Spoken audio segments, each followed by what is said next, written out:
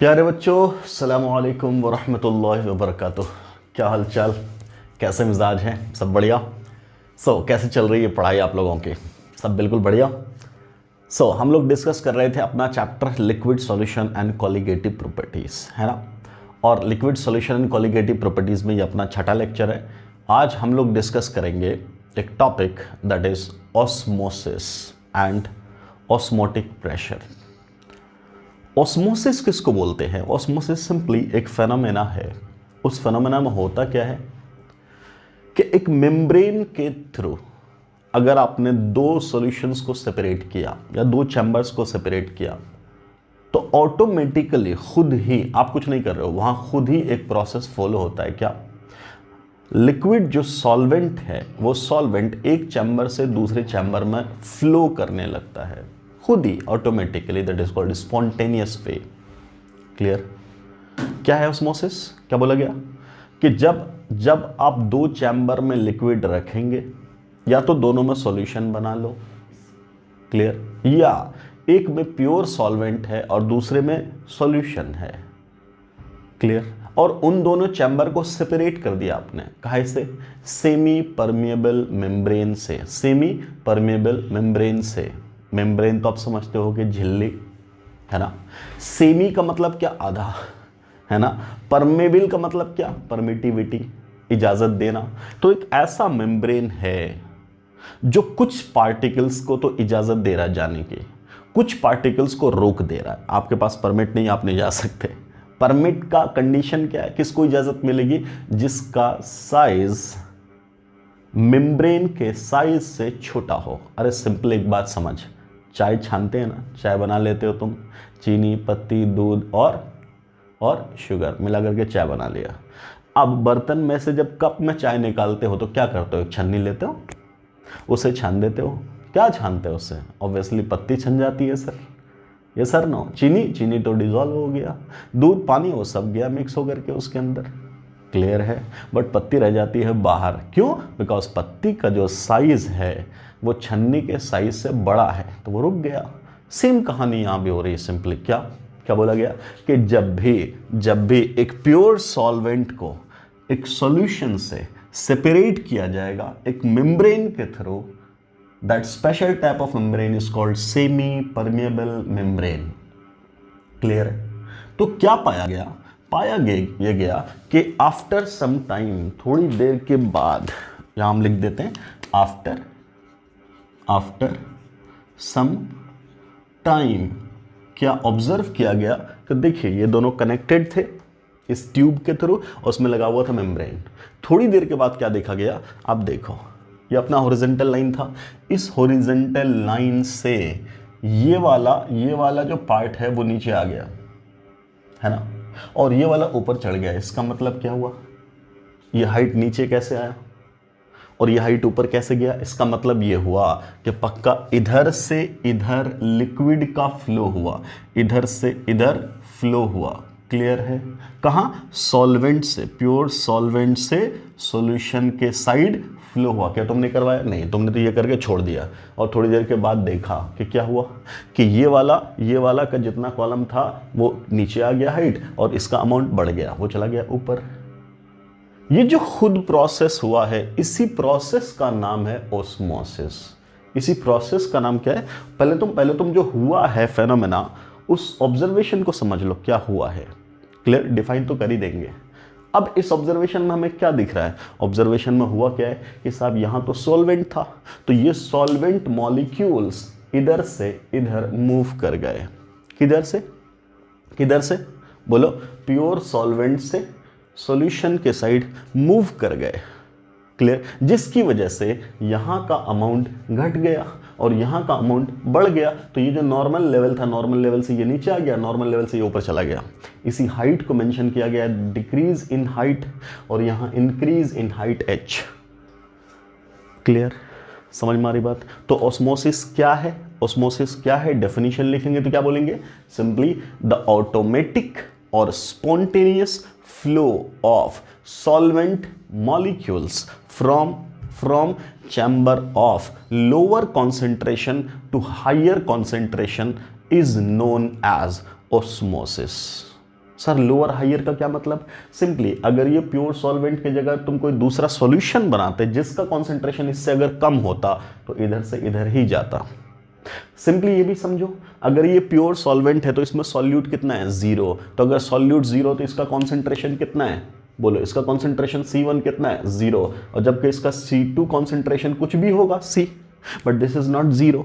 Clear? तो 0 से C की तरफ गया, इसका मतलब क्या है? ये भी तो लोअर ही कॉन्सेंट्रेशन बोलेंगे इसके रेस्पेक्ट में। क्लियर है? तो क्या बोल रहे हैं? क्या बोल रहे हैं? Flow of liquid molecules from, flow of कौन सा liquid? Solvent molecules from lower concentration region to higher concentration region. ठीक? और अगर सॉल्वेंट सॉल्यूशन है तब सिंपली ऐसा बोल दो, from solvent side to solution side. Clear? Automatically is known as osmosis, is known as osmosis. Biology में तुम पढ़ते हो क्या? Higher concentration to lower concentration. In fact वहां तुम क्या पढ़ते हो? Higher water concentration to lower water concentration. Clear है? क्लियर है? वाटर कॉन्सेंट्रेशन का मतलब क्या? वाटर का relative amount with respect to solution. तो जाहिर सी बात है जिधर सॉल्यूट कम है उधर वाटर ही तो ज्यादा है। क्लियर? और इधर वाटर ही तो वाटर है। क्लियर? तो तुम या सॉल्यूशन का कॉन्सेंट्रेशन बोलो। क्लियर? अगर वाटर का कॉन्सेंट्रेशन बोल रहे तो वोलेट जाएगा, क्योंकि हम लोग सॉल्यूशन का कॉन्सेंट्रेशन किसके टर्म्स में निकालते हैं? सॉल्यूट के। क्लियर? और बायो में तुम क्या पढ़ते हो? वाटर का कॉन्सेंट्रेशन। इसका मतलब क्या? वाटर को तुमने वहां क्या माना? वाटर को तुमने क्या माना? उसके रेस्पेक्ट में माना कॉन्सेंट्रेशन। तो जाहिर सी बात क्या बोलेंगे? जहां पानी ज्यादा है वहां से कम की तरफ। क्लियर है? क्लियर? तो सिंपली क्या बोलेंगे? सिंपली क्या बोलेंगे? What is osmosis? The flow of solvent particles from lower concentration region to higher concentration region of its own accord, खुद की सलाहियत से मूव करना, is simply known as osmosis, nothing else. Clear? Clear? ठीक है। जब ऐसा हुआ तो तुम क्या बोलोगे? यहां तो अमाउंट ऑफ लिक्विड घट गया। क्लियर? अब यहां क्या बोलोगे? आपका जो नॉर्मल रेंज था वो तो यही था, नॉर्मल रेंज तो यही था, यही ना? तो एक्स्ट्रा जो कॉलम आया है वो तो यही है।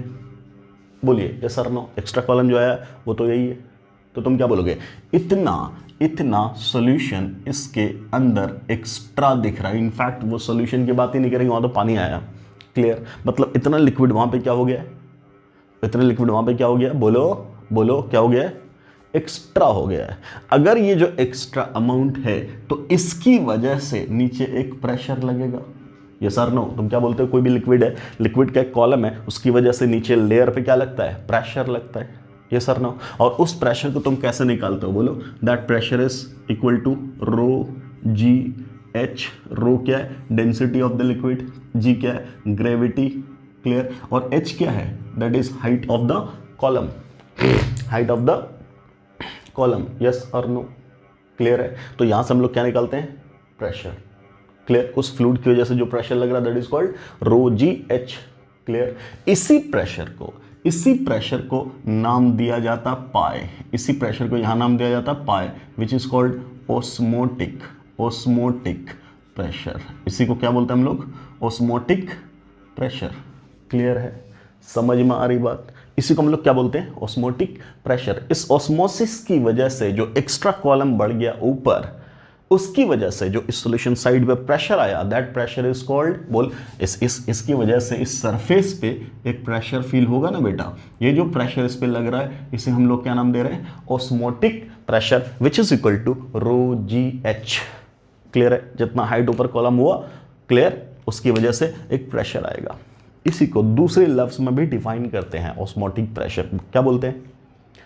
अब मुझे बताओ सिंपली, अगर मुझे ये फ्लो रोकना होगा, ये इधर से इधर फ्लो हो रहा है, अगर मुझे रोकना होगा तो हम क्या करें? इनफैक्ट तुम क्या बोलोगे कि सर इस मेम्ब्रेन के पास क्या हो रहा है? इनफैक्ट तो इस मेम्ब्रेन के पास फ्लो हो रहा है लेफ्ट टू राइट। किसका? सॉल्वेंट का। अगर हम कुछ ऐसा करें कि इधर से धक्का मारे और इधर फ्लो होने लगे, इधर प्रेशर बढ़ने लगे, तो क्या हो जाएगा? एक वक्त आएगा कि साहब इस फ्लो को, इधर वाला फ्लो रोक लेगा। ये सर ना? रोक लेगा। मान लो एक भीड़ जो इधर जा रही है तो उसको रोकने के लिए सर्टेन प्रेशर वापस मारना पड़ेगा ना।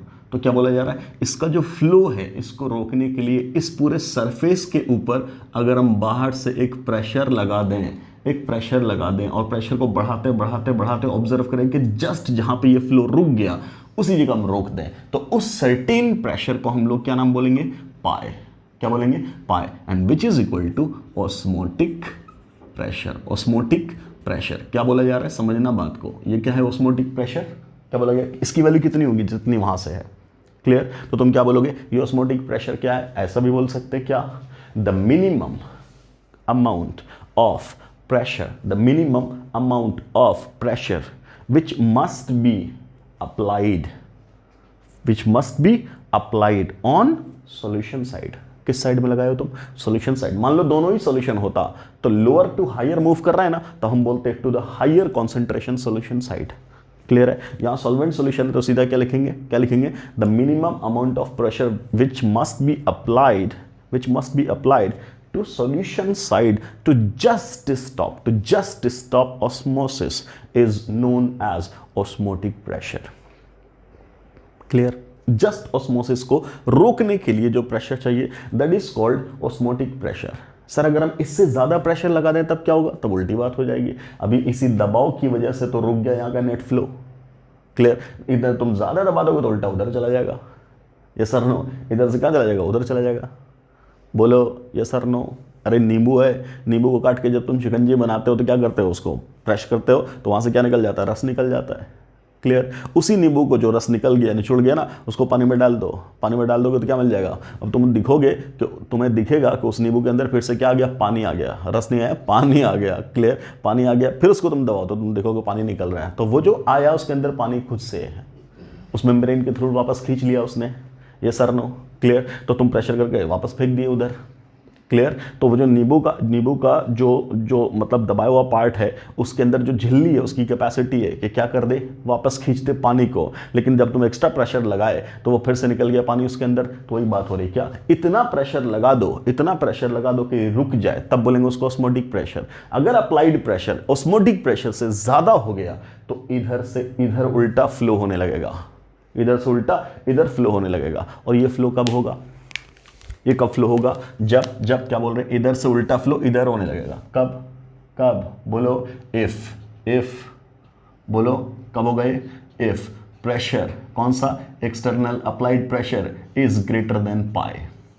अगर ऑस्मोटिक प्रेशर से ज्यादा प्रेशर आपने लगा दिया तब क्या होगा, उल्टा फ्लो हो जाएगा सॉल्यूशन साइड से सॉल्वेंट साइड। और इसी प्रोसेस को बोलेंगे, क्या बोलेंगे, रिवर्स ऑस्मोसिस। इस प्रोसेस को तब क्या नाम देंगे, तब इसको नाम देंगे रिवर्स, बोलिए, ऑस्मोसिस। जो आपका आरओ काम करता है ना, वो इसी पैटर्न पे तो काम करता है कि आपके टंकी से क्या आता है, गंदा पानी। आपके टंकी से क्या आता है, गंदा पानी। इनलेट से वो पानी निकलता है, घुसता है किसके अंदर, मशीन के अंदर। एक इनलेट लगा हुआ है, एक आउटलेट लगा हुआ है, टूटी जहाँ से तुम निकालते हो। तो एक इनलेट लगा मशीन में, है ना, तुम्हारे नल से वो पानी गया मशीन के अंदर, और अंदर में मशीन में लगा हुआ सारा चैम्बर। ठीक, अब वो क्या कर रहा है, एक्स्ट्रा प्रेशर लगाया, प्रेशर लगा करके क्या किया, उसी पानी को धक्का दिया किधर, जो साफ वाला चैम्बर है उस साइड में। क्लियर है, बीच में एक मेम्ब्रेन लगा दिया। समझ में आ रही बात। नॉर्मली बिहेवियर क्या होता है, इधर से पानी इधर आता, लेकिन आपने एक्स्ट्रा प्रेशर अप्लाई किया तो ये पानी छन करके कहाँ पहुंच गया, उधर सॉल्यूशन साइड से कहाँ चला गया, सॉल्वेंट साइड चला गया, प्योरिटी के साथ निकल गया बाहर। क्लियर, तो आपको क्या मिल रहा है, गंदा पानी से साफ पानी आ रहा है। वो गंदगी कहाँ गई, तो हम बोलते हैं वही गंदगी तो फिल्टर में है, जो हर 6 महीने पे, साल भर पे तुम चेंज करवाते हो, वही तो फिल्टर ने सोख लिया। तो फिल्टर में है क्या, वही तो है मेम्ब्रेन। क्लियर, तो हम क्या बोल रहे हैं कि जब एक्स्ट्रा प्रेशर, रिक्वायर्ड प्रेशर मतलब क्या, जो एग्जैक्ट वैल्यू थी ऑस्मोटिक प्रेशर के उससे ज़्यादा हो गया, तब उल्टे डायरेक्शन में हो जाएगा। तब इस प्रोसेस को बोलेंगे क्या, रिवर्स ऑस्मोसिस। ये जो ग्रीन वाला है इसको हम लोग क्या बोल रहे हैं बेटा, ऑस्मोसिस। इसमें क्या हो रहा है, सॉल्वेंट मॉलिक्यूल कहाँ से सॉल्वेंट साइड से सॉल्यूशन साइड जा रहा है। अब उल्टा क्या हुआ, अब उल्टा क्या हो रहा है, जब एक्स्ट्रा तुम प्रेशर ज़्यादा अप्लाई कर दिए तो सॉल्यूशन साइड से सॉल्वेंट साइड जाने लगा, तब इसको बोला हम लोगों ने रिवर्स ऑस्मोसिस। क्लियर, बट कभी भी ये मेम्ब्रेन बड़े वाले पार्टिकल्स को जाने की इजाजत नहीं देगा। तो मूव सिर्फ कौन करेगा, solvent particle, solute particle move नहीं करेगा। उसका साइज क्या है, अगर लार्जर है, क्या इतनी बात समझ में आ रही है। तो ऑस्मोसिस क्या है, सॉल्वेंट से सॉल्यूशन साइड की तरफ मूव करना, किसका, लिक्विड सॉल्वेंट का, अपनी मर्जी से, इज कॉल्ड ऑस्मोसिस। क्लियर, एक चीज होती थी डिफ्यूजन। डिफ्यूजन में क्या, 2 गैस मिला दिए तुम, कोई मेम्ब्रेन नहीं है, सिंपली मिक्स हो गया। क्लियर, समझ में आ रही बात? अरे पानी लिए तुम गिलास में, उसमें क्या कर दो, थोड़ा सा इंक डाल दो, वो पूरे में घुल गया, तो बोलते हो तुम डिफ्यूजन। क्या वहाँ कोई मेम्ब्रेन लगाते? नहीं, फैल गया पूरे में, दैट इज कॉल्ड डिफ्यूजन, है कि नहीं? तुम खुशबू लगा करके आए, है ना, सारे ग्रुप बैठा हुआ था, क्लास चल रही थी, तुम अतर लगा के आए, पूरे क्लास में अतर फैल गया, क्या है वो? That is called diffusion. Clear, वहाँ कोई हम लोग मेम्ब्रेन नहीं लगाते हैं। समझ में आ रही बात? ऑस्मोसिस का मतलब क्या? एक मेम्ब्रेन होना चाहिए, इस मेम्ब्रेन के अक्रॉस मूव करेगा कौन? Solvent particle. कहां से? लेस कॉन्सेंट्रेशन से मोर कॉन्सेंट्रेशन, लेसर कॉन्सेंट्रेशन साइड से मोर हायर कॉन्सेंट्रेशन साइड की तरफ खुद से ही मूव करेगा, ये उसकी एबिलिटी है। क्लियर, समझ में आ रही बात? समझ में आ रही बात? तो इसी को हम लोग क्या बोल रहे हैं? ऑस्मोसिस। इस ऑस्मोसिस को जस्ट रोकने के लिए जो प्रेशर लगा रहे हैं, that is called osmotic pressure. इससे ज्यादा लगा दोगे उल्टा काम हो जाएगा, ऑस्मोसिस रिवर्स डायरेक्शन में चला जाएगा, that will be called reverse osmosis. Clear, समझ में आ रही बात? अब आराम से, क्या रिवर्स ऑस्मोसिस खुद से हुआ था? नहीं, हमने एक्स्ट्रा प्रेशर लगाया तब हुआ। तो क्या वो स्पॉन्टेनियस प्रोसेस है? बोलेगा नहीं, तुमसे सिंपली पूछ लेगा which of the following is spontaneous process? पहला ऑस्मोसिस, दूसरा रिवर्स ऑस्मोसिस। क्या बोलेंगे? Osmosis is spontaneous process, reverse osmosis is not the spontaneous process, it is compelled to be done. Clear है? It is compelled to occur. आप जबरदस्ती दबा रहे हो तभी वो जा रहा हो, खुद से नहीं जा रहा था। क्लियर, इतनी बात समझ में आई? अब गणित की बात सुन लो, गणित की बात सुन लो। अब क्या बोला गया, क्या देखा गया भाई, क्या देखा गया? अब क्या देखा गया कि सिंपली इसका कॉन्सेंट्रेशन होगा समथिंग, इसका कॉन्सेंट्रेशन होगा। मान लो बोला गया कि अगर इस सॉल्यूशन का कॉन्सेंट्रेशन था C1, तो उसके कॉरस्पॉन्डिंग जो प्रेशर लगाना पड़ा रोकने के लिए, दैट वाज पाई 1। इसका कॉन्सेंट्रेशन बढ़ा के तुम कर दिए C2, तो इसका जो प्रेशर बढ़ाना पड़ गया, that was pi 2।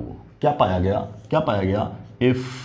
If C2 is greater then C1, तब क्या पाया गया? बोलो, pi 2 was greater than pi 1। तो यहां से क्या पता चला कि pi is directly proportional to concentration, pi is directly proportional to concentration, pi is directly proportional to concentration. Clear, समझ में आ रही बात? क्लियर है? Pi is directly proportional to concentration. ठीक, एक और बात पता चली, क्या कि अगर इसी सिस्टम में टेम्परेचर बढ़ा दिया तो फिर पाई की वैल्यू बढ़ गई। क्यों बढ़ गया भैया? बिकॉज टेम्परेचर बढ़ाने से सिस्टम का इंटरनल एनर्जी बढ़ जाएगा, काइनेटिक एनर्जी बढ़ जाएगा मॉलिक्यूल्स का, तो मॉलिक्यूल हाईयर स्पीड के साथ मूव करने लगेगा। तो उसको रोकने के लिए अब और तुम प्रेशर डालोगे, तो इसका मतलब प्रेशर किस पे डिपेंड करता है? टेम्परेचर पे भी। So this pi was also found to be directly proportional to temperature. इन दोनों को कंबाइन करके बना गया pi was proportional to C into T. Clear, C into T. अब यहीं से एक इक्वेशन डेवलप कर गया, and that equation was pi is equal to CRT। Clear, ये कांस्टेंट है, and that constant is universal gas constant. ये बन गया अपना equation, that is pi is equal to C into R into T. C क्या है? Concentration, R क्या है? यूनिवर्सल गैस कांस्टेंट, T क्या है? टेम्परेचर। बस सारा खेल यहीं से चलेगा, यहाँ से न्यूमेरिकल सॉल्व होगा। तो पहले तो मैं ऑस्मोसिस समझ में आया, रिवर्स ऑस्मोसिस का तरीका समझ में आया, ऑस्मोटिक प्रेशर समझ में आया। क्लियर, अब ये बात हो गई क्या, जो फॉर्मूला निकाल दिया हम लोगों ने ऑस्मोटिक प्रेशर का, that is pi is equal to CRT। बस अब यहां से बनेगा सवाल खटाखट, है कि नहीं? यहां से क्या हो जाएगा? सवाल बन जाएगा सर। ठीक है, तो अपना काम करने के लिए अब जो फाइनली फॉर्मूला आया अपने पास, that formula is pi is equal to C into R into T. Clear, ठीक, ओके, आराम से। C क्या भैया? C इज मोलरिटी, कॉन्सेंट्रेशन है ना, यहाँ कॉन्सेंट्रेशन मोलरिटी के टर्म्स में लेते हैं ऑफ सॉल्यूशन, तो C को आगे चल करके हम M भी लिख देंगे। क्लियर, क्या लिख देंगे? M भी लिख देंगे। ओके, T क्या भैया? T is temperature in kelvin. ठीक, अब बताओ R क्या लोगे तुम? तो R यूनिवर्सल गैस कांस्टेंट है, उसकी वैल्यू क्या है? उसकी वैल्यू 0.082। कब? जब यूनिट है लीटर ATM पर केल्विन पर मोल। इसी की वैल्यू 0.083 लीटर, बार, पर केल्विन, पर मोल। इसी की वैल्यू 8.314 जूल पर केल्विन पर मोल। इसी की वैल्यू 1.987 कैलोरी पर केल्विन पर मोल। अब बात आई कि सब हम आर की कौन सी वैल्यू लें, आर की कौन सी वैल्यू लें। तब क्या बोला जा रहा है, it depends on the value और यूनिट ऑफ प्रेशर। तो या तो प्रेशर तुमको एटीएम में बोलेगा या तो प्रेशर तुमको बार में बोलेगा। अगर एटीएम में बोला तब आर की एटीएम वाली वैल्यू लो। कौन है एटीएम वाली वैल्यू, ये वाली, आर इज इक्वल टू 0.082। ठीक, कोई दिक्कत। अगर बार में बोला तब लो आर की वैल्यू 0.083। बस ये दो वैल्यूज है, दोनों में से कोई भी ले लेना, सॉल्व कर देना सीधा। Clear, clear. इसका मतलब ऑस्मोटिक प्रेशर पे जब भी सवाल आएगा तो आपसे क्या बोला होगा, कॉन्सेंट्रेशन दिया जाएगा, कॉन्सेंट्रेशन दे देगा। ठीक, आर की वैल्यू आपको पता है, टेम्परेचर दे देगा, बोलेगा बताओ कितना प्रेशर लगाना पड़ेगा। Clear, what is the value of osmotic pressure, you have to calculate. तो बहुत आराम से आप निकाल लेंगे, कोई दिक्कत। क्या इतनी बात समझ में आ रही है, इतनी बात समझ में आ रही है। क्या काम करेंगे, क्या बोला गया, बोलो जो कॉन्सेंट्रेशन है उसकी वैल्यू और आर की वैल्यू और टेम्परेचर की वैल्यू। आराम से समझना, कॉन्सेंट्रेशन किसका, कॉन्सेंट्रेशन किसका, सॉल्यूशन का। वो बात कब, जब सॉल्वेंट के रिस्पेक्ट में बात हुई तब। एक सॉल्वेंट को एक सॉल्यूशन से जब डिफरेंशिएट किया गया तब। आप समझिएगा बात को, क्या बोला गया, मान लो मैं एक ही माप बना देता हूँ, ये हो गया अपना क्या, ये अपना हो गया क्या, मेम्ब्रेन। तो ये तो था सॉल्वेंट मान ले या सॉल्यूशन, और ये था सॉल्वेंट। तो इसका कॉन्सेंट्रेशन तो सी है, इसका कॉन्सेंट्रेशन क्या है, 0। क्लियर, तब ना वहां आया सी। और अगर कहानी ऐसी होती, क्या ऐसा, ये है मेम्ब्रेन और ये भी सॉल्यूशन है और ये भी सॉल्यूशन है। इसका कॉन्सेंट्रेशन C1, इसका कॉन्सेंट्रेशन C2। अब बोल, और बोला गया तुमसे क्या कि late C1 is greater then C2। पहली बात तुम ये बताओ लिक्विड का फ्लो किधर से किधर होगा। तब क्या बोल रहे हैं, लोअर कॉन्सेंट्रेशन साइड से हायर कॉन्सेंट्रेशन साइड तक। लोअर वाला कौन सा है, C2, C2 से C1 की तरफ। क्लियर, किधर है C2 बेटा, इधर। तो फ्लो कहां से कहां होगा, right to left, right to left. अच्छा भैया, इसको रोकने के लिए प्रेशर कहां लगाना पड़ेगा, बोलेंगे इस साइड पे लगाना पड़ेगा आपको प्रेशर। यहां लगेगा क्या, एक्सटर्नल प्रेशर। अच्छा, अब बोला उस पाई का एक्सप्रेशन तुम क्या लिखोगे, क्या लिखते हो, CRT। क्या हम वो C लिख दें ना, फिर क्या लिखेंगे, अब बोलेंगे सर डिफरेंस। यहाँ क्या था, C-0 का मतलब क्या, C। तो जब दोनों का कॉन्सेंट्रेशन दिया हो तब क्या लिखोगे तुम, तब दोनों का डिफरेंस लिखोगे। तो इसका कॉन्सेंट्रेशन, इसका कॉन्सेंट्रेशन, दोनों का क्या डिफरेंस। तो हायर वैल्यू किसकी है, इसकी, लोअर वैल्यू किसकी, इसकी। तब यहाँ क्या लिखेंगे, तब यहाँ लिखेंगे C1 - C2 into R into T।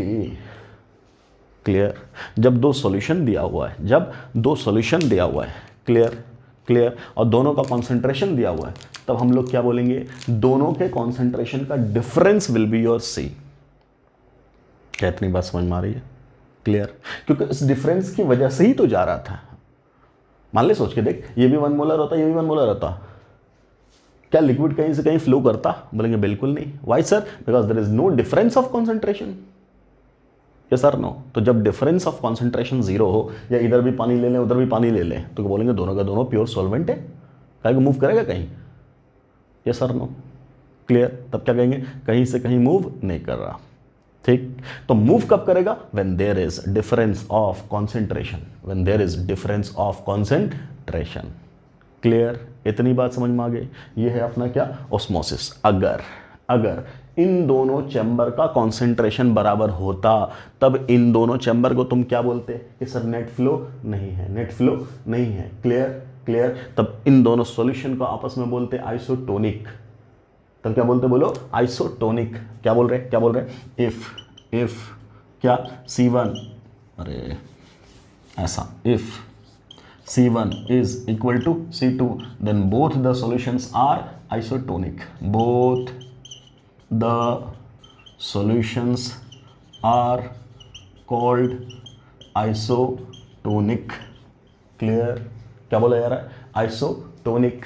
समझ में आ रही बात, कोई दिक्कत? क्या मतलब आइसोटोनिक का? मतलब ये हुआ सर दोनों का ऑस्मोटिक प्रेशर बराबर होगा। अरे काय का दोनों का ऑस्मोटिक प्रेशर, काय का ऑस्मोटिक प्रेशर, यहाँ तो दोनों बराबर है, कहीं मूव ही नहीं कर रहा था, काय का ऑस्मोटिक प्रेशर। तो इसका मतलब वो घुमा के बात कर रहा है। क्या घुमा के बात कर रहा है? कि सर अगर इस सॉल्यूशन को ले लिया जाए किसके साथ, किसके साथ बोलो, प्योर सॉल्वेंट के साथ, और इस सॉल्यूशन को ले लिया जाए किसके साथ, प्योर सॉल्वेंट के साथ, तो इसके बीच में भी तो एक वैल्यू आएगी ना पाई की। जब प्योर सॉल्वेंट से इसको कंपेयर कराएंगे तो कोई ना कोई वैल्यू आएगी ना पाई की।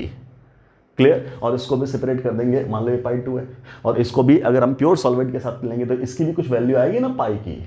क्लियर? अगर बोल रहे दोनों का कॉन्सेंट्रेशन बराबर है तो दोनों जगह जो पाई की वैल्यू आएगी, दैट पाई की वैल्यू मस्ट बी सेम। तब क्या बोल रहे हैं? तब बोल रहे हैं क्या, पाई 1 इज इक्वल टू पाई 2। तो याद रखिएगा जब भी कोई दो सॉल्यूशन आइसोटोनिक हो तो उनके लिए ऑस्मोटिक प्रेशर की वैल्यू बराबर होती है। और क्या है ऑस्मोटिक प्रेशर? तो क्या बोला जा रहा है कि उन दोनों सॉल्यूशन को अलग अलग जब उसके प्योर सॉल्वेंट से कंपेयर करेंगे तो जो पाई की वैल्यू आ रही है वो है ये पाई 1 पाई 2। क्लियर? समझ में आ रही बात? मान लो दो सॉल्यूशन ऐसा है जिसका कॉन्सेंट्रेशन अलग अलग है, ठीक, एक को C1 C2 है, दोनों का अलग अलग है। लेट मान लिया हमने एक का C1 है और दूसरे का C2 है, and condition is that C1 is greater then C2, C1 is greater then C2, ठीक। इसको भी पानी के साथ मिलाएंगे, एक प्रेशर आएगा, इसके कोरस्पॉन्डिंग तुम क्या बोलोगे, पाई 1। इसको मिला दोगे, इसके कोरस्पॉन्डिंग आएगा पाई 2। चूंकि ये दोनों का रिलेशन ये है तो पाई 1 पाई 2 का रिलेशन क्या है बेटा, पाई 1 विल बी ग्रेटर देन पाई 2। अब यहां बात आती है किस में ऑस्मोटिक प्रेशर की वैल्यू कम है, तो दूसरे वाले में, और किस में ज्यादा है, पहले वाले में। तब सिंपली क्या बोल देते हैं, ऐसा सॉल्यूशन जिसके लिए ऑस्मोटिक प्रेशर की वैल्यू मिनिमम हो, लेस हो, इज कॉल्ड हाइपोटोनिक। क्या बोल देते हैं, ये सब टर्म है, याद रखना छोटा छोटा। जिसके लिए ऑस्मोटिक प्रेशर की वैल्यू कम हो दैट इज कॉल्ड हाइपोटोनिक, और जिसके लिए ऑस्मोटिक प्रेशर की वैल्यू ज्यादा आए दैट इज कॉल्ड हाइपरटोनिक। तो तुमसे यह भी पूछा जा सकता है कि अगर इन दोनों को मिला दिया जाए, आपस में मेम्ब्रेन के थ्रू सेपरेट कर दिया जाए, तब क्या ख्याल है, तब क्या बोलेंगे, lower to higher. Again principle तो वही है, लोअर टू हायर ही चलेगा। कौन है लोअर, C2 टू C1। तो कहां से कहां जाएगा, C2 से C1। C2 को तुम क्या बोले हो, हाइपो, और ज्यादा वाले को क्या बोले हो, हाइपर। तो तुमसे यह भी पूछा जा सकता है, क्या बोलेंगे कि there is flow of solvent particle from hypotonic solution to hypertonic solution. Clear? इतनी बात समझ में आ रही है? सो इतना काफ़ी है आपके लिए। अब इसके ऊपर कुछ क्वेश्चंस कर लेते हैं हम लोग फटाफट, है ना। चलो जल्दी इसको नोट करो, मैं क्वेश्चन लिखता हूँ। हाँ जी बच्चों, अब आपके सामने कुछ क्वेश्चंस हैं नीट के प्रीवियस ईयर्स के। 2006 में ये सवाल पूछा गया कि during osmosis the flow of water molecule through semi permeable membrane is, पहला option, from both side of SPM with equal flow rate. दूसरा, from both side of SPM with unequal flow rate. तीसरा, from solution of lower concentration only, from solution of higher concentration only. हम क्या जानते हैं कि जब भी solvent को सॉल्यूशन से सेपरेट करेंगे SPM से, क्लियर, या दो सॉल्यूशन को सेपरेट करेंगे तो लिक्विड का फ्लो, सॉल्वेंट का फ्लो कहाँ होता है, लोअर कॉन्सेंट्रेशन से हायर कॉन्सेंट्रेशन के थ्रू होता है, और ये खुद ही होता है।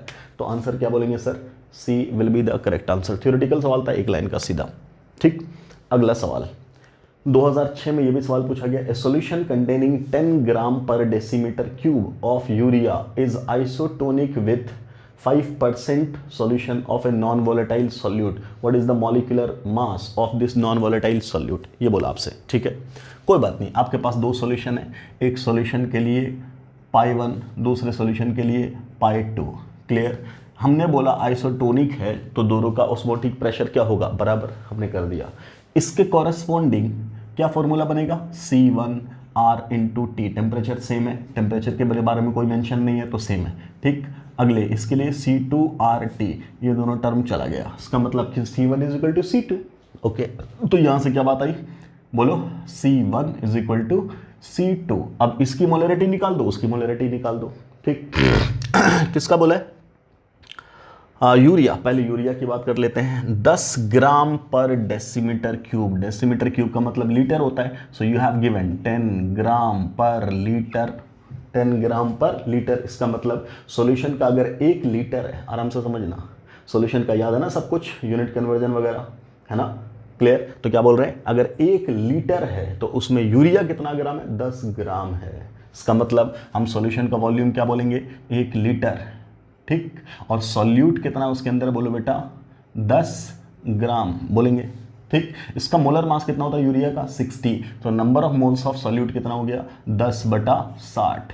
ये कितना हो गया, 1/6। ये हो गया मोल। क्लियर? तो क्या लिखोगे तुम इसका कॉन्सेंट्रेशन, मोलरिटी, बोलो N1/V1 इज इक्वल टू क्या, N2/V2 ऐसे निकालोगे। तो N1 कितना निकाल चुके हो तुम, 1/6 डिवाइडेड बाय वॉल्यूम कितना है, 1 litre. Clear? Is equal to, अब उसकी बारी, ये तो हो गया काम खत्म, ठीक। अब उसकी बारी, दूसरा बोला क्या, 5% solution of a non volatile solute. एक सॉल्यूशन है जिसका परसेंटेज बोलो 5%, क्या दे रखा है, 5% सॉल्यूशन दे रखा है। अब ध्यान से बोल, ये जो 5% है, तुमसे W/W तो ना बोला, तुमसे W/V तो ना बोला, तुम क्या मानोगे इसको? अगर W/V मान लिए, क्लियर, तब तो ठीक है। अगर W/W माने, इसका मतलब सॉल्यूशन का मान आपने 1 किलोग्राम या 100 ग्राम या जो भी मान लो। क्लियर? जो तुम मानोगे वहां तुम्हें डेंसिटी चाहिए। क्या सवाल में डेंसिटी दिया है? नहीं दिया है। जब डेंसिटी ना दिया हो तो हमेशा परसेंटेज को परसेंटेज W/V मानेंगे। क्या मानेंगे?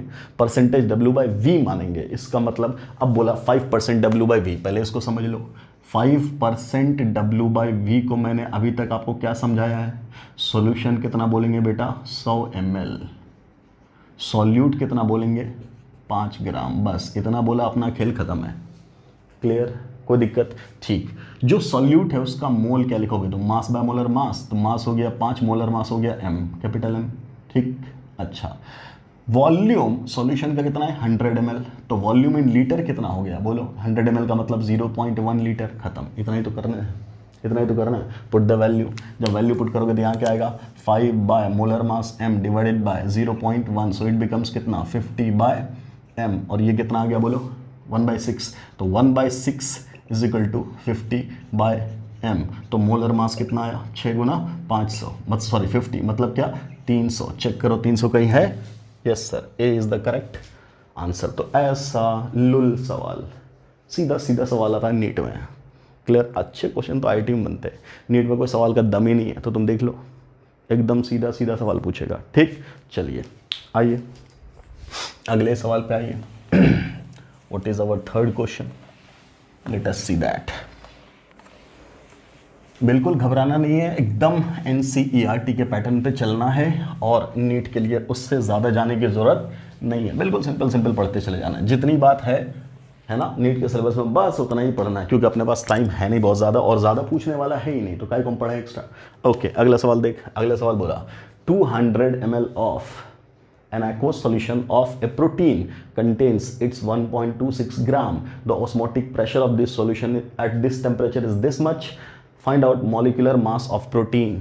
कैसे निकालोगे, बोलो, pi is equal to, फिर वही बात, pi is equal to CRT, ठीक। ऑस्मोटिक प्रेशर दे रखा है, क्या दिया हुआ, ऑस्मोटिक प्रेशर। ऑस्मोटिक प्रेशर दिया आपको कितना, हाँ 2.57 इंटू 10⁻³ बार। अब देख बेटा, बार आ गया, ठीक है। तो सी को रहने दे, आर की वैल्यू बार वाली 0.083 याद है, अभी लिखा था, इंटू टेम्परेचर कितना दे रखा, 300, खत्म। यही ना, हमें सी निकालना है, सी के हिसाब से कैलकुलेशन करेंगे। चलो बाकी सबको रख दो, 2.57 इंटू 10⁻³ डिवाइडेड बाय 0.083 इंटू क्या, 300, फिनिश। इधर आ जाओ, सी के बारे में कॉन्सेंट्रेशन, ठीक। अब वहाँ पे बोला क्या, 200 ml सॉल्यूशन है और एक प्रोटीन है जिसका इतना ग्राम है, ठीक। यहाँ कैलकुलेशन कर लेते हैं साइड में। सॉल्यूशन का वॉल्यूम दे रखा है कितना, 200 ml, मतलब कितना लीटर, 0.2 लीटर। वॉल्यूम यहाँ हो गया, मोल निकालोगे सॉल्यूट का, मास बाय मोलर मास, मास कितना दे रखा है, बोलिए, मास कितना दे रखा है, 1.26 ग्राम, खत्म। मोलर मास ये तो निकालना है, ठीक। तो कॉन्सेंट्रेशन बराबर क्या हो जाएगा, मोल बाय वॉल्यूम, पुट कर दो। मोल की जगह क्या पुट करोगे, 1.26 है ना, divided by molar mass, whole divided by volume, that is 0.2। तो इसको क्या लिख दें, बोलो, 1.26 है ना, डिवाइडेड बाय क्या 0.2 इंटू एम, बस उसी एम को तो निकालना है, एम को ले आए इधर, तो जब यहाँ ले आए तब क्या बचा, उधर क्या बचा 1.26, इन सबको ले जाओ उधर, तो गुना 0.083 इंटू क्या 300 डिवाइडेड बाय क्या बेटा बोलो 0.2 पहले से है और यहाँ से क्या आ गया 2.57 इंटू 10 की पावर कितना -3। क्लियर, इन सबको सॉल्व करो, ये 2 0 उड़ा दो तो यहाँ से डेसिमल उड़ जाएगा। क्लियर, तो 126 गुना बोलो कितना 0.083 गुना 3 बच गया। नीचे क्या बचा, नीचे क्या है बोलो, नीचे है मान लो मैंने इसको लिखा 2 और 2 से मल्टीप्लाई कर दिया, 2 7 14, 2 5 10 11, 2 2 4 1 5 इंटू ठीक 10 की पावर, ये तीनों डेसिमल अगर उड़ा दें और सीधा ये वैल्यू लिख दें तो क्या मिल जाएगा बोलो, इसकी जगह यहाँ 10 की पावर -6 आ गया। ठीक, चलिए एक और काम कर देते हैं, इसको मल्टीप्लाई कर दो तो ये 126 गुना इससे मल्टीप्लाई कर दिया तो कितना हो गया बोलो 3 तिया 9 और 3 छक्के 3 8 24, ये हो गया, इससे मल्टीप्लाई कर दिया। अच्छा 10 की पावर यहाँ से कितना आ गया -3 और नीचे कितना है 514 गुना 10 की पावर -6, इससे डिवाइड कर 10 की पावर -3 ये गया ऊपर, तो बराबर 126 गुना 249 गुना 1000 डिवाइडेड बाय कितना 514, इसको सॉल्व कर लीजिए, you will get the answer, और इसका जो आंसर है दैट आंसर इज 61038। जब इसको चेक करोगे आप तो ये आंसर आपका आना चाहिए। तो ऐसे सिंपल फॉर्मूला बेस्ड क्वेश्चंस पूछे जाते हैं। क्लियर, तो उसमें घबराने की कोई ज़रूरत नहीं है, बिल्कुल सिंपल क्वेश्चंस पूछे जाएंगे which you can easily handle. Clear, यहाँ अपना सारा कोलिगेटिव प्रॉपर्टी हो गया ख़त्म। Clear, relative lowering in vapour pressure पढ़ लिया, एलिवेशन इन बॉइलिंग पॉइंट पढ़ लिया, डिप्रेशन फ्रीजिंग पॉइंट पढ़ लिया और ऑस्मोसिस ऑस्मोटिक प्रेशर पढ़ लिया, सब खत्म। अब हम लोग पढ़ेंगे एक नया टॉपिक अपना that is called one Hoff factor and abnormal molar mass. Clear, जिस पे सवाल भरपूर आता है, वेरी इंपॉर्टेंट। इनफैक्ट इसको मिला करके ये सारी कोलिगेटिव प्रॉपर्टीज एक बार फिर से रिपीट हो जाएंगे। ठीक, जल्दी से इसको नोट करो, हम लोग लिखते हैं नया टॉपिक अपना। हाँ जी sir, so now we will discuss the new topic that is van't Hoff factor i and the concept of abnormal molar mass. ठीक है, इस टॉपिक को हम लोग शुरू करेंगे, बट मैं एक थोड़ा डिफरेंट तरीके से आपका जहन पहले बनाना चाहता हूँ, फिर ये टॉपिक हम लोग पढ़ेंगे। उसके लिए हमने एक क्वेश्चन लिखा आपके सामने। क्या है क्वेश्चन? क्वेश्चन ये है कि पानी में सोडियम क्लोराइड को डिसॉल्व किया गया, ठीक, और एक सॉल्यूशन बनाया गया। क्या बोला जा रहा है? इस एक्वस NaCl सॉल्यूशन का बॉइलिंग पॉइंट पाया गया 100.114 degree Celsius when 5.85 gram of NaCl was dissolved in 1 kilogram of pure water. ऐसा बोला। Then you have to find out what is the molecular mass of NaCl, है ना। हम लोग colligative property से क्या करते हैं, किसी भी अननोन सॉल्यूट का मॉलिक्यूलर मास निकाल लेते हैं। अरे तो भैया NaCl का मोलर मास तो हमें ऑलरेडी पता है 58.5। क्लियर, बिल्कुल पता है ना। यहाँ एक एक्सपेरिमेंटल मेथड है जहाँ से मॉलिक्यूलर मास निकालते हैं हम लोग, वैसे NaCl का भी निकाल रहे हैं, तो 58.5 आना चाहिए। देखते हैं क्या आता है ना। चलो करते हैं सॉल्व। कैसे करेंगे सॉल्व? तो हम लोग जानते हैं delta TB is equal to क्या KB इंटू M, लगा दिया। Okay, so delta TB upon KB will be equal to क्या M, बोलेंगे ना, बिल्कुल। चलिए डेल्टा TB की वैल्यू क्या है, तो क्या बोलेंगे, बॉइलिंग पॉइंट कितना है, क्लियर, सॉल्यूशन का, और वाटर का बॉइलिंग पॉइंट कितना होता है 100 डिग्री सेल्सियस। मतलब डेल्टा TB कितना है, डेल्टा TB कितना है 0.114 डिवाइडेड बाय वाटर का KB वैल्यू कितना होता 0.52 पुट कर दिया। अब मोलेलिटी की बारी है, number of moles of solute let number of moles of NaCl divided by mass of solvent in kilogram, kilogram दे रखा है 1, तो ये तो हो गया 1। क्लियर, तो ये वैल्यू किसकी हो गई बोलो, NaCl की मोल की। ठीक, हमने कर दिया। यहाँ क्या हो गया बोलो, यहाँ कितना हो गया बोलिए, मैंने लिखा इसको 114 गुना 10 की पावर -3, कोई दिक्कत। इसको लिखा 52 इंटू 10 की पावर -2, कोई दिक्कत, कोई दिक्कत नहीं है। इससे डिवाइड किया, कितना मिल गया सर, बोलो कितना मिल गया, ये कितना मिल गया,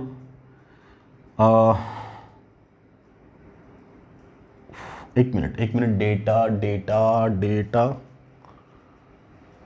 डेटा इस डेटा को थोड़ा सा मैं चेंज कर रहा हूँ, 114 नहीं 104, हाँ यहाँ ऐसा 114 नहीं 104 ऐसा, ठीक। इससे डिवाइड किया, कितना मिल गया 2, कितना मिल गया 2, ठीक। और यहाँ से कितना है, इसको काटेंगे 10 की पावर -1, तो ये वैल्यू कितनी रही, ये है नंबर ऑफ मोल्स ऑफ क्या NaCl, ठीक। तो यहाँ से क्या पता चला, number of moles of NaCl will be equal to कितना बेटा, ऊपर 2 नीचे, या यहाँ से कितना काटोगे 10 की पावर -1 बच गया, मतलब क्या इट इज़ क्या सिंपली 2/10 ऐसा, ठीक। इसको लिख रहे हैं मास बाय मोलर मास 2/10, हमसे क्या बोला मोलर मास निकालो, क्लियर, कोई दिक्कत, ठीक है। तो क्या लिखोगे, मास कितना दे रखा है, मास कितना 5.85 divided by molar mass is equal to कितना 1/5, ठीक। मोलर मास कितना हो गया, molar mass is equal to कितना 5 × 5.85 विच इज इक्वल टू क्या, मल्टीप्लाई कर 25 25 5 40 40 2 42 और 25 4 29 29.25 ये आया मोलर मास, किसका है मोलर मास, NaCl का। जबकि NaCl का मोलर मास हम लोग क्या जानते हैं, सोडियम प्लस क्लोरीन, इसका 23, इसका 35.5, तो क्या होता है 58.5 ये होता है, और यहाँ क्या है 29.25। तो सर जो निकाले हो वो तो अनर्थ हो गया, पाप हो गया, है ना। इसी पाप का नाम है एबनॉर्मल मोलर मास, इसी अनर्थ का नाम है एबनॉर्मल मोलर मास, क्योंकि नॉर्मली हम लोग क्या जानते हैं 58.5, क्लियर है। तो इसको क्या बोलते हैं हम लोग, इसको क्या बोलते हैं, नॉर्मल मोलर मास, क्लियर। और इसको क्या नाम देते हैं, इसी को नाम देते हैं बेटा एबनॉर्मल मोलर मास, क्लियर, जो यहाँ लिखा हुआ है। तो आखिर सर ये सब हुआ क्यों, अभी तक जो चल रहा था सब कुछ तो ठीक चल रहा था, हम जो निकाल रहे थे मॉलिक्यूलर मास वही आ रहा था, यूरिया का आ गया, ग्लूकोज का आ गया, फ्रक्टोज का आ गया, प्रोटीन सबका आ गया, ये NaCl में क्या मसला आ गया, क्या मसला आ गया, है ना। इसी बात को समझाया किसने समझाया, बोलो किसने समझाया, वन टॉफ ने। क्या समझाया, वन टॉफ ने क्या समझाया कि यहाँ जो वैल्यू आई है ना, ये वैल्यू ही गलत आई है, इनफैक्ट गलत नहीं आई है, वैल्यू ही अलग आई है। ये जो वैल्यू है ये वैल्यू नहीं आनी चाहिए एज एक्सपेक्टेड, बट वैल्यू आ जाती है बिल्कुल अलग, और इस अलग वैल्यू को भी बोलते हैं एबनॉर्मल कोलिगेटिव प्रॉपर्टीज, क्लियर है। तो सर ये भी एबनॉर्मल हो गया, ये भी एबनॉर्मल हो गया, क्यों, आखिर ऐसा क्यों हुआ, आखिर ऐसा हुआ ही क्यों, समझ में आ रही बात, आखिर ऐसा हुआ ही क्यों। तो ये क्यों होता है, ये होता है इसलिए, अच्छा चलो मैं उल्टी बात समझा रहा हूँ कि तुम कितना डाले थे, अब उल्टी हम बात कर लेते हैं कि 5.85 ग्राम डाले थे सर क्या NaCl, तो 5.85 NaCl का मतलब क्या, मोलर मास तो इतना है, तो मोल कितना डाले 0.1 मोल, किस में 1 किलोग्राम में, तो तुम्हारे सॉल्यूशन का मोलेलिटी कितना हुआ 0.1, ये सर नो, ठीक है। तो अगर ये है तो इसके कॉरस्पॉन्डिंग डेल्टा TB की वैल्यू क्या हो जाएगी Kb इंटू m, तो Kb 0.52 इंटू 0.1, तो ये होना चाहिए कितना 0.052, मतलब बॉइलिंग पॉइंट सॉल्यूशन का होना चाहिए 100.052, क्लियर, और है कितना 100.104। इनफैक्ट इसके कॉरस्पॉन्डिंग जो डेल्टा TB है वो कितना है बोलो 0.104, और हम क्या बोल रहे हैं कि सर एक्चुअल में कितना होना चाहिए, एक्चुअल में डेल्टा TB की वैल्यू कितनी होनी चाहिए 0.052, और आया कितना 0.104, तो सब ये तो इसका डबल हो गया ना, डबल, यही हो जाता है डबल, यही गड़बड़ी है। सर डबल हुआ कैसे, तो याद करो कोलिगेटिव प्रॉपर्टी को तुम क्या बोले थे, these are those physical properties which depend on number of solute particles and not their nature, number of solute particles। तो वन टॉफ ने इस बात को क्या पकड़ा, वन टॉफ ने पकड़ा कि ये हुआ आखिर क्यों ऐसा, कि हम जब थ्योरेटिकली निकालेंगे, ये वैल्यू तो तुम थ्योरेटिकली निकाले ना, अभी हम न्यूमेरिकल सॉल्व करके निकाले ना ये वैल्यू, तो इसको बोल रहे थ्योरेटिकल वैल्यू, और वो जो आया वो चूल्हे पे चढ़ा करके आया, तो वो है एक्सपेरिमेंटल वैल्यू। बोले ये एक्सपेरिमेंटल वैल्यू बदल क्यों गई, डबल क्यों आ गई इसकी, तो उसको पकड़ा वन टॉफ ने, क्या पकड़ा, वन टॉफ ने क्या बोला कि ओ असल में ये हुआ कि जब NaCl को डाले ना, कितना मोल लिए थे NaCl कितना मोल लिए थे NaCl 0.00001 मोल, 0.1 मोल। NaCl कितना लिए थे 0.1 मोल। तो हम तो सोचे कि NaCl 0.1 मोल ही है, लेकिन जब वो पानी में गया ना तो वो टूट गया। पानी में जाने के बाद क्या हो गया, टूट गया। तो जब वो टूटा तो क्या बना, क्या बना Na प्लस, और क्या बना Cl माइनस। जब यही NaCl पानी में गया बेटा, पानी में गया तो ये क्या हो गया Na प्लस और Cl माइनस। और तुम क्या बोलते हो, अगर 1 मोल था, अगर ये 1 मोल था तो ये 1 मोल और ये 1 मोल, और अगर ये 0.1 मोल था तो ये तो हो गया खत्म टूट करके, ये बना 0.1 मोल, 0.1 मोल। तो पानी के अंदर एक्चुअल में सॉल्यूट ये भी और ये भी है। तो एक्चुअल में number of moles of solute particle in the pani is now 0.1 plus 0.1 that is 0.2 mole. इस बात को पकड़ा किसने, वन टॉफ ने। अरे ये चमत्कार हो गया, ये चमत्कार हो गया। क्लियर। तो जो हम इसके बारे में सिर्फ सोच करके बैठे थे तभी तो 0.1 मोल बोले, अब एक्चुअल में क्या हो गया, टूटने के बाद ये डबल हो गया तो 0.2 हो गया, और इसी के कोरस्पॉन्डिंग तो मोलिनिटी की वैल्यू जो आ जाएगी दैट विल बी 0.2, क्योंकि सॉल्वेंट तो 1 ही किलोग्राम है। और अब जब यहां से निकालोगे तो वैल्यू इतनी आएगी। क्लियर है। इसी बात को पकड़ा किसने, किसने बोलो, वन टॉफ ने। और क्या बोला, इसी वजह से जो एक्सपेरिमेंटल वैल्यू है किसी भी कोलिगेटिव प्रॉपर्टी की वो थ्योरेटिकल वैल्यू से बदल जाती है, और इसीलिए उस एक्सपेरिमेंटल वैल्यू को, बदली हुई वैल्यू को बोलते हैं एबनॉर्मल कोलिगेटिव प्रॉपर्टी। और उस एबनॉर्मल कोलिगेटिव प्रॉपर्टी के अकॉर्डिंग जब मास निकालोगे तो जो मोलर मास आएगा वो एबनॉर्मल आएगा, अटपटा सा आएगा। क्लियर, क्लियर, एबनॉर्मल आएगा। समझ में आ रही बात, ठीक। तो भैया अब अगर हमें यही दिया है और हमें सही सही निकालना है तो उसके लिए क्या करें, उसी के लिए वन टॉफ साहब ने बोला कोई बात नहीं, घबराने की बात नहीं, जैसे पढ़े हो ना वैसे ही पढ़ते रहो, वैसे सब कुछ करो, बस हम एक फैक्टर बोल रहे हैं उसको चिपका देना, जब उसको चिपकाओगे ना तो आंसर सही आ जाएगा। उसी चिपकाने वाले फैक्टर को बोलते हैं आई। क्लियर।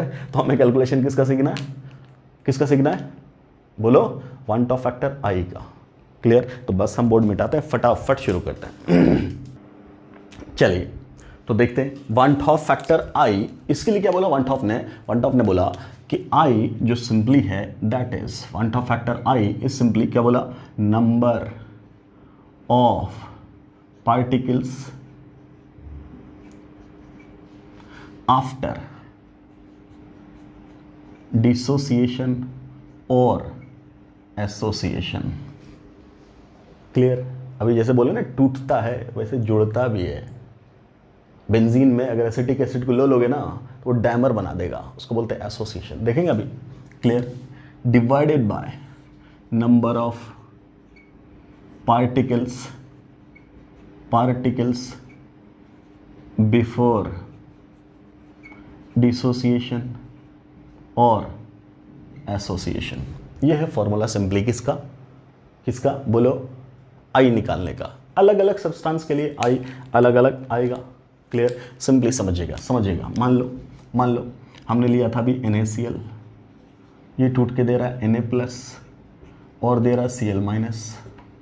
क्लियर।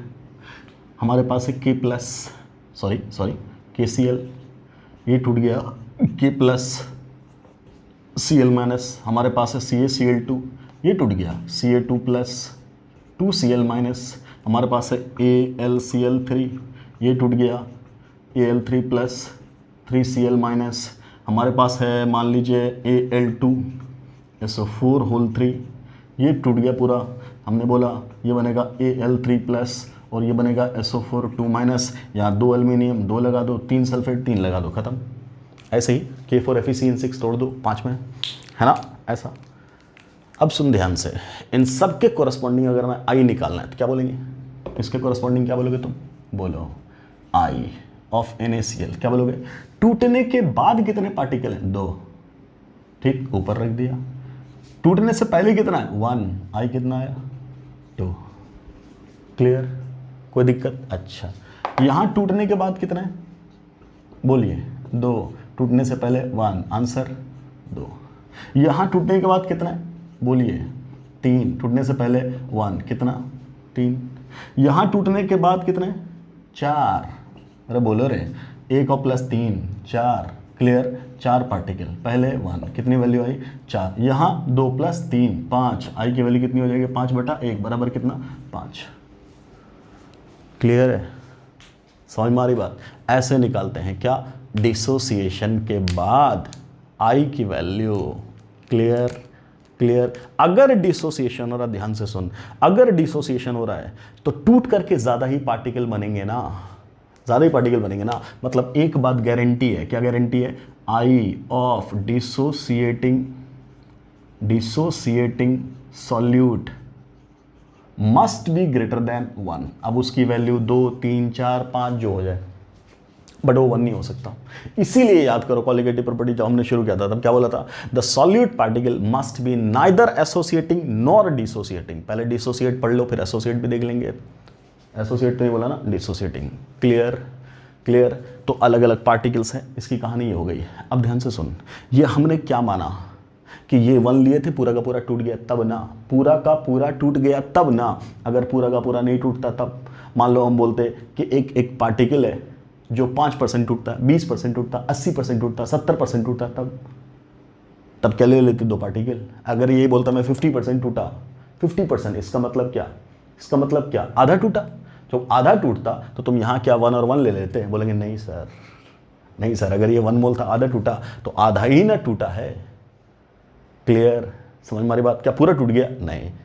क्लियर? तो अभी तो हमने 100% मान करके लेट, यहां बोला क्या? लेट 100% डिसोसिएशन, तब तो सीधा सीधा एक लाइन में ऐसे निकाल दोगे तुम। क्लियर? मान लो सॉल्यूट पार्टिकल टूटता तो है बट 100% नहीं टूटता है, लेस देन 100% टूटता है। अब याद कर केमिकल इक्विलिब्रियम, इसलिए केमिकल इक्विलिब्रियम पहले पढ़ाया था, आयनिक इक्विलिब्रियम पहले पढ़ाया था, बिकॉज वहां डिग्री ऑफ डिसोसिएशन पढ़ाया था, और alpha alpha alpha degree of dissociation और परसेंटेज दोनों में रिलेशन भी बताया था कि alpha is equal to percentage dissociation divided by 100, या percentage dissociation was equal to alpha into 100। याद है? अब उसकी मदद से हम लोग यहां काम करेंगे। क्लियर? लिखो, let the solute particle has degree of dissociation alpha. अगर कोई सॉल्यूट है उसका डिग्री ऑफ डिसोसिएशन अल्फा है बेटा, अल्फा, तब क्या होगा? बोलो बोलो। अगर सॉल्यूट है, मान लो let the solute is A B, ठीक, ये टूटा, जब ये टूटा तो क्या बन रहा है? ए प्लस बी माइनस, ऐसे में टूटा, और हम क्या बोल रहे हैं कि 100% नहीं टूटा। अगर 100% नहीं टूटा तो तुम क्या बोलोगे? इनिशियल कॉन्सेंट्रेशन सी, तो यहाँ क्या बोलोगे? सी माइनस सी अल्फा, तो यहाँ क्या हो जाएगा? सी अल्फा, और यहाँ भी क्या हो जाएगा? सी अल्फा, ये तो बोलोगे तुम। अगर पूरा टूट जाता तो अल्फा 1 हो जाता, अल्फा 1 हो जाता तो यहाँ से क्या लिखते तुम? अरे इसी को सी इंटू 1 माइनस अल्फा लिखते थे ना, तो ये 1 हो जाता तो 100% टूटा, 100% टूटा तो ये 0 हो गया, 0 हो गया तो पूरा बन जाता, यहाँ भी सी वहाँ भी सी बनता ना। क्लियर? अब ध्यान से बोलो, उसके कोरस्पॉन्डिंग लगा दो। आई बराबर क्या लिखोगे? Number of particle after dissociation, number of particle after dissociation क्या बोलोगे? यहाँ कितना है आफ्टर डिसोसिएशन? क्या बोलोगे? C alpha. आराम से समझना, सी अल्फा प्लस, बोलो सी अल्फा, और प्लस ये वाला भी तो है, क्या है? C into 1 minus alpha. Clear? Clear? ये तो है। ओके, डिवाइडेड बाय क्या बेटा? डिवाइडेड बाय क्या? यहाँ क्या? सी। यस और नो? ठीक है, कर लिया सॉल्व। बोलो, यहाँ सी ले लेंगे कॉमन, सी लेंगे कॉमन, यहाँ बच गया अल्फ़ा, यहाँ भी अल्फ़ा, और यहाँ 1 माइनस अल्फ़ा, ये आ गया, सी बाहर, डिवाइडेड बाय सी, कट गया।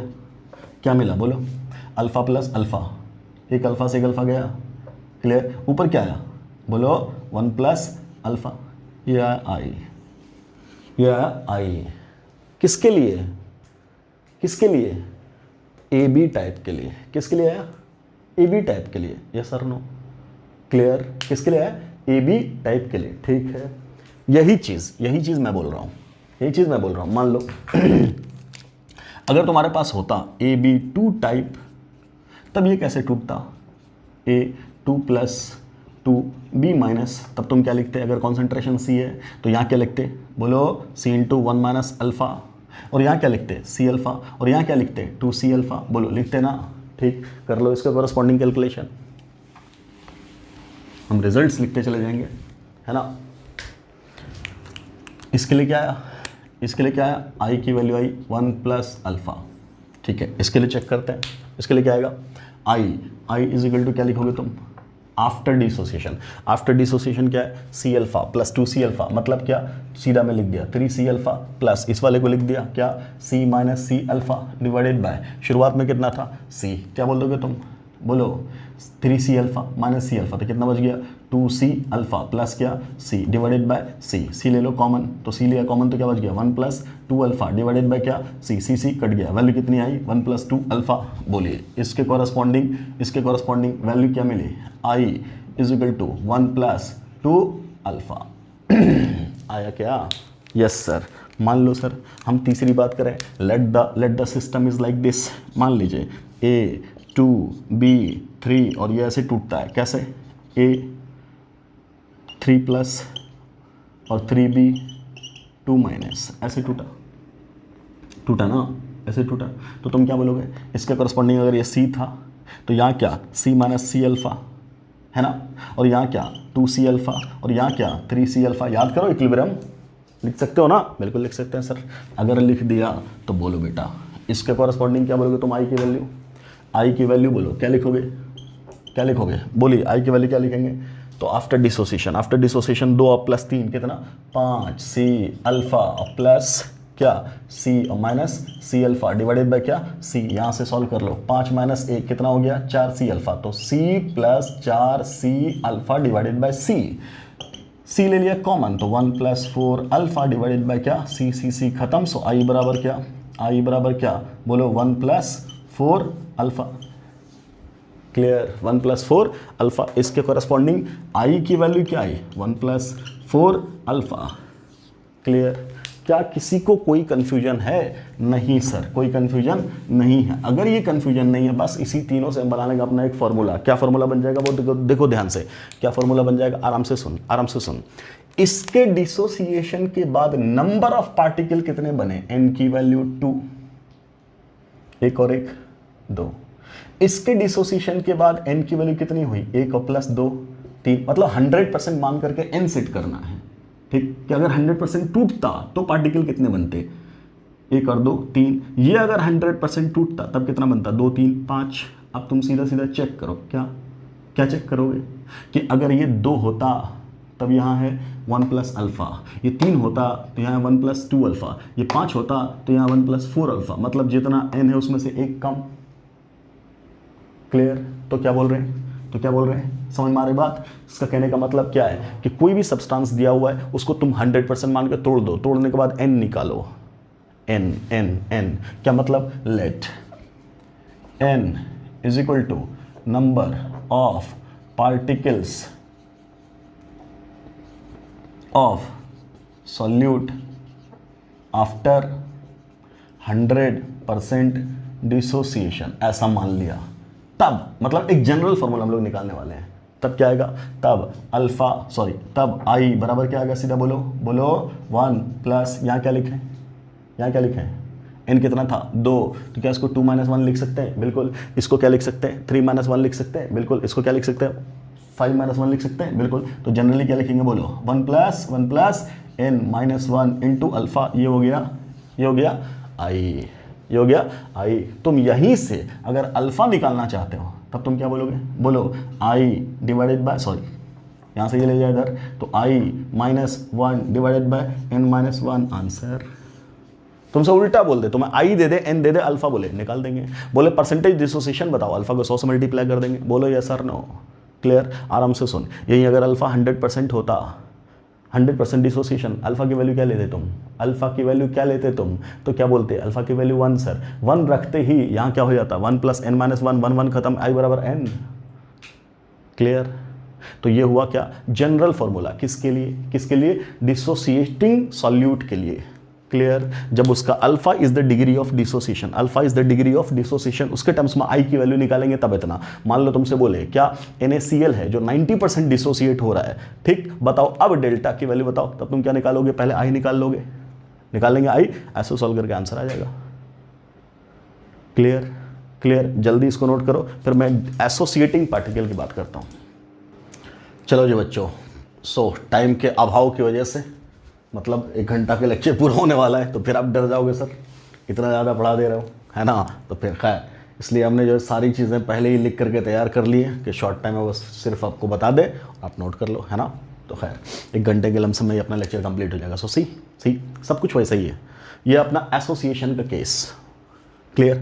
मान लो जैसे आपका एसिटिक एसिड है, एसिटिक एसिड को जब बेंजीन में डालते हैं ना तो एसिटिक एसिड दोनों जुड़ करके बना देता है डाइमर। ये है डाइमर अपना। कैसे जुड़ेगा? Via hydrogen bonding. सोच के देख, ये वाला हाइड्रोजन पे डेल्टा प्लस है ना, और इस पे क्या डेल्टा माइनस, और इस पे क्या डेल्टा माइनस, तो ये माइनस और ये प्लस। सिमिलरली ये वाला डेल्टा प्लस और ये वाला डेल्टा माइनस, तो ये माइनस और ये वाला प्लस। ये दोनों मिलकर क्या करेगा? हाइड्रोजन बॉन्ड के थ्रू दोनों मॉलिक्यूल जुड़ करके इकट्ठे चलने लगते हैं। 2 सेपरेट बॉडी इकट्ठे चलने लग गए तो उसको बोलते हैं डायमर। 3 जुड़ जाएगा तो ट्राइमर, 4 जुड़ेगा तो टेट्रामर। उसी तरीके से बहुत सारा n नंबर तब बोलेंगे पॉलीमर। क्लियर? ओके, तब क्या बोल रहे हैं? ठीक, तो ऐसे ऐसे होता है ना। ये एसिटिक एसिड है, फॉर्मिक एसिड होगा, जो भी है ऐसे चल रहा है। क्लियर? अब एग्जाम्पल एक समझाने के लिए मैंने आपको बताया। ठीक, अब देखो ध्यान से, देखो ध्यान से। अब कैलकुलेशन की बात करें तो हमने इनिशियल कॉन्सेंट्रेशन लिया इसका C।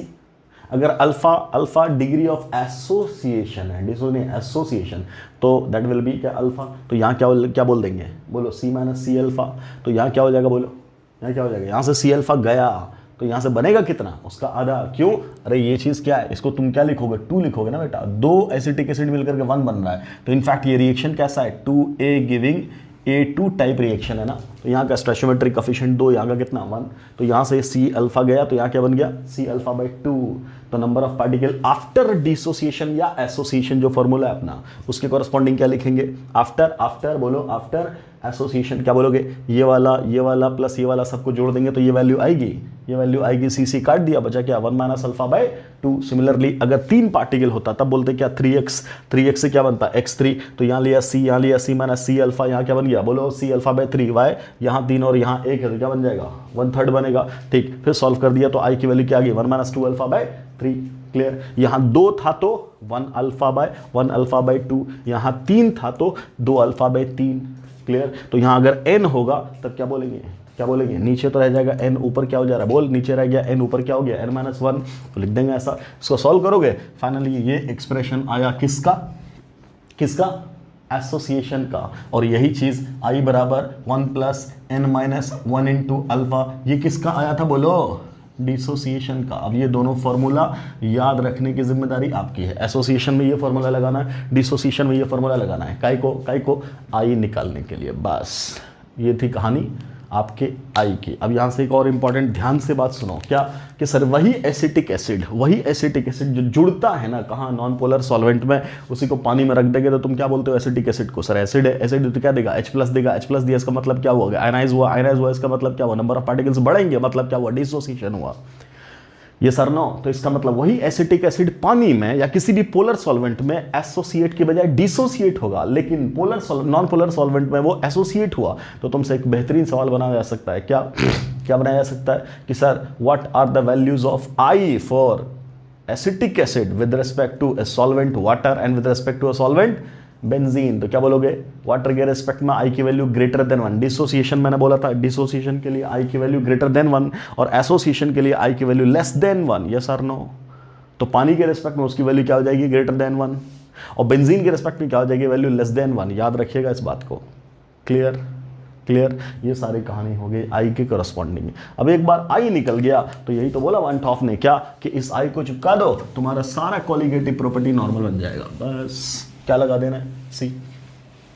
अब क्या बोल देना है? जो अपना कोलिगेटिव प्रॉपर्टी आया एक्सपेरिमेंटली, उसको बोला हम लोगों ने एक्सपेरिमेंटली कैलकुलेटेड, है ना? एक्सपेरिमेंटल वैल्यू, है ना? Experimental value. और जो मैथमेटिकली सॉल्व करके आया उसको बोले हम लोगों ने क्या? Theoretical value. तो क्या बोला? जो एक्सपेरिमेंटल वाला है ना वो थ्योरेटिकली से अलग है। क्लियर? तो जो कैलकुलेटेड आया, जो थ्योरेटिकली हम लोगों ने निकाला, वो एक वैल्यू थी। जो एक्सपेरिमेंटली आया वही तो अलग था।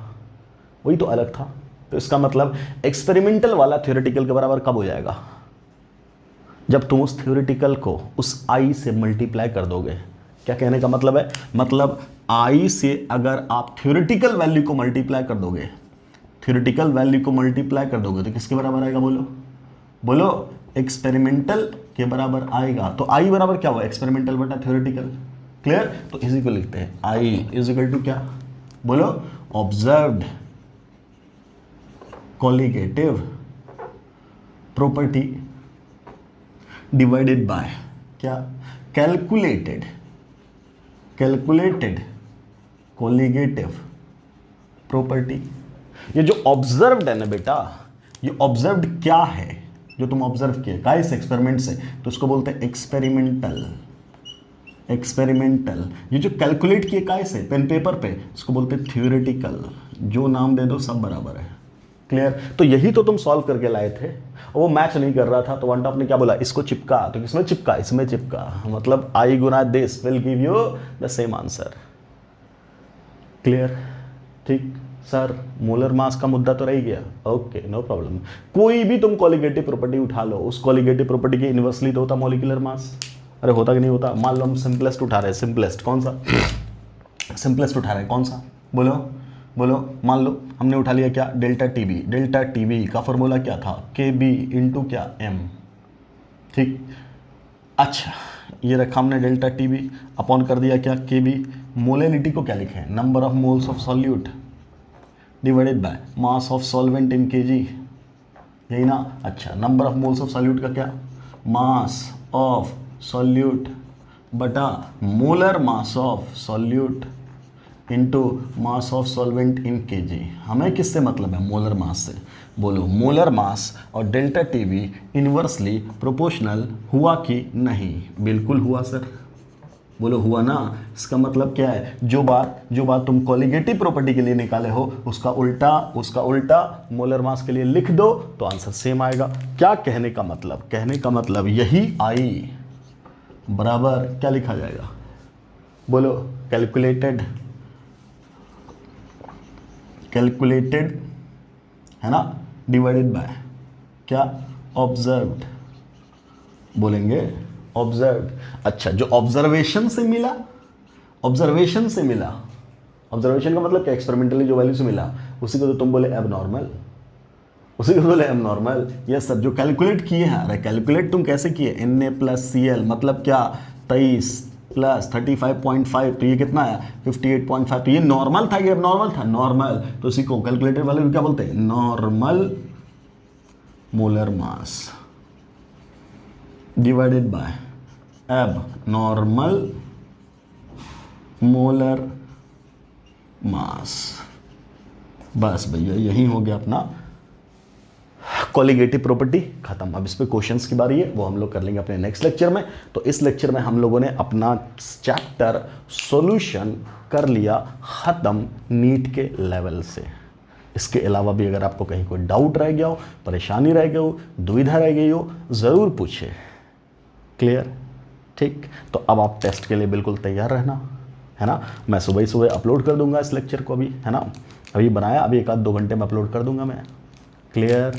ठीक, तो ये वाला जो टेस्ट है, ये वाला टेस्ट होना चाहिए आपका टेस्ट 4 शानदार होना चाहिए। जो मैंने पहले दिन आपको बोला था, एक एक चीज़ पढ़ना है। 160 नंबर मेरे को केमिस्ट्री में चाहिए तो चाहिए, 600 नंबर नीट में चाहिए ये वाला टेस्ट पे। ठीक, तो आई होप आप लोग अच्छे से पेपर सॉल्व करोगे। सारे लेक्चर्स से जो कॉपी आपने बनाई है, जो आपने नोट्स बनाया है, एक बार पूरा नोट्स को, मैंने 6 लेक्चर में आपका सारा मामला निपटा दिया, उन 6 लेक्चर के नोट्स को एक बार अच्छे से रिवाइज करिएगा। जो डीपीपी मिला था उसके क्वेश्चंस करिएगा। क्लियर है? और टेस्ट में अच्छे से परफॉर्म करके आइएगा। I hope you can do it. Clear? मिलते हैं अगले लेक्चर में, और अगला चैप्टर हम लोग स्टार्ट करेंगे केमिकल काइनेटिक्स। हो सकता है कि काइनेटिक्स स्टार्ट करने से पहले मैं इसके उस चैप्टर के ऊपर एक कुमुलेटिव क्वेश्चन का ही सीरीज आपको बना करके दे दूँ। सारे टॉपिक से उठा करके क्वेश्चंस का जो है एक लेक्चर अलग से बनाऊँ। क्लियर? ठीक, सो मिलते हैं बहुत जल्द अगले लेक्चर में, that is chemical kinetics. Thanks for watching the video. अस्सलाम वालेकुम।